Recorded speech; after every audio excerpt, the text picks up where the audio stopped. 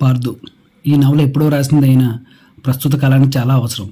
తల్లిదండ్రులుగా మనం తీసుకునే నిర్ణయాలు, వాళ్ళ ముందు మనం చేసే పనులు ప్రతిదీ కూడా కల్మషం లేని మనసులను ఎంత కలుషితం చేస్తాయో కళ్ళకి కట్టినట్లు చూపించింది.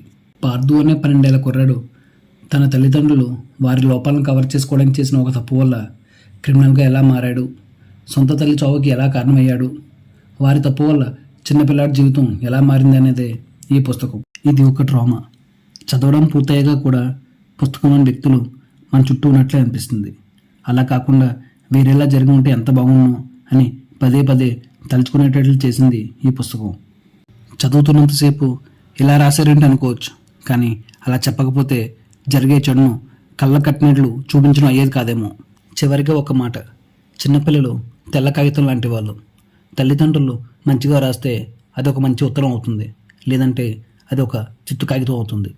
పిల్లల్ని బాధ్యతగా పెంచి పెద్ద చేయడం తల్లిదండ్రులుగా మనందరి బాధ్యత అని ఈ పుస్తకం మనకు నేర్పిస్తుంది. ఇంకొక మంచి పుస్తకంతో మళ్ళీ వచ్చే వారం కలుసుకుందాం. వీడియో నచ్చితే ఏం చేయాలో తెలుసు కదా. లైక్, షేర్, సబ్స్క్రైబ్ చేసుకోండి. అలాగే బెల్ ఐకాన్ కూడా ఆన్లో పెట్టుకోండి.